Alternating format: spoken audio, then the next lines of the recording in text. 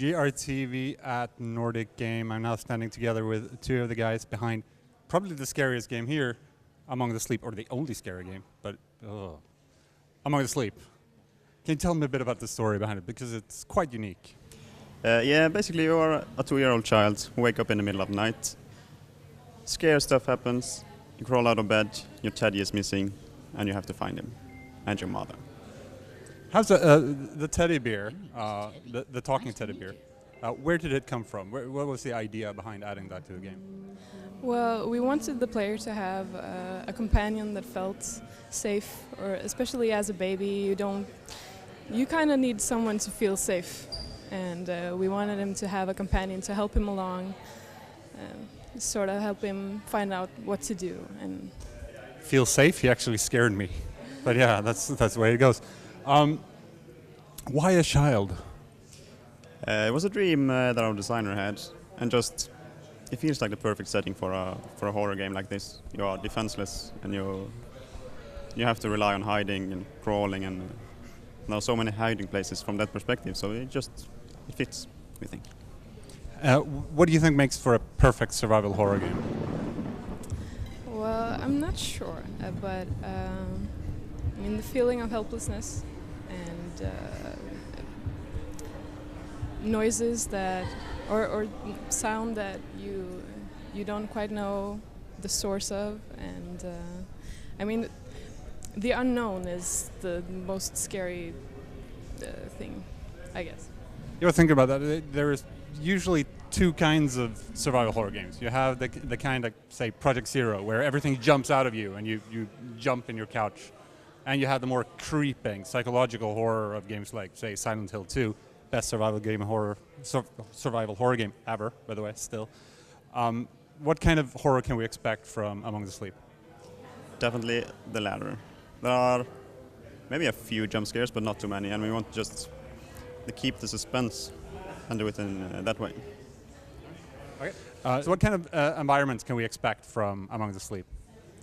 Well, I don't want to give too much away because it's such an explorative game, but there will be environments inspired from kind of what the child feels is scary, and there will be maybe some dark forests and some creepy environments, but yeah, basically. And you have the kid, and how do you approach the perspective? We can kind of see it, I'm not sure you guys see it, but it's kind of a warped perspective. How did you work with that? To start with, basically we measured how tall a kid is at that age, and we just made meshes at their appropriate size. But we also found out we had to use a lot of like the field of view and the animations of the kid to make him feel like a 2-year-old, because else you're just a normal-sized player with huge surroundings. So our animator used a lot of time on filming his nephew, so it's around that age, to look at animations and how it looks when a kid walks and crawls and tumbles and stuff like that. You guys are working with the Oculus Rift as well. How's that been? Well, it's been challenging. There are many things that, many problems that arise especially when you have the body visible. It's like it's hard to kind of restrict the camera to not clip through the body and stuff like that. And it's hard to, especially when we've made kind of the camera wobble like your wobbly child.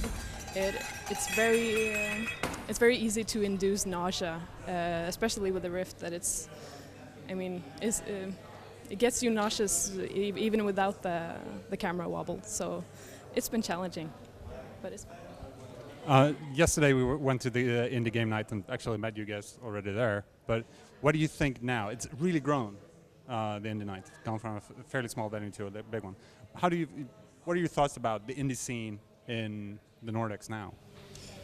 I feel like it's just growing every year, and it's very funny to see Norway is so prevalent this year.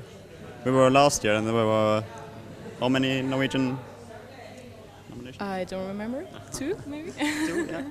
And like D-Pad were 4 years ago, and there were only one Norwegian nominee. And I just realized I'm not really answering the question you asked. Kind of. Norwegian indie scene seems to be growing. That's what I can say. And of course, we have the you mentioned nominees. There's awards. Do you dare to answer? What's your favorite game here, except your own? I think maybe Shiftlings.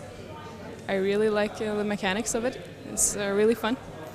But I mean, all of these games are really cool.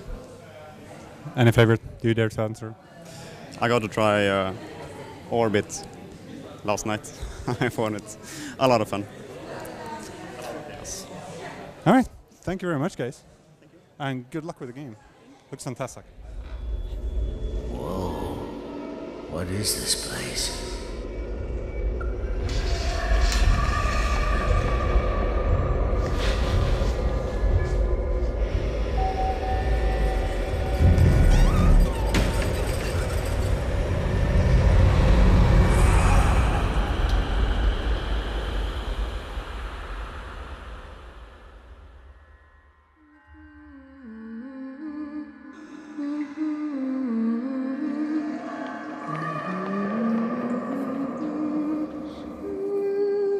A child shouldn't have to go through this.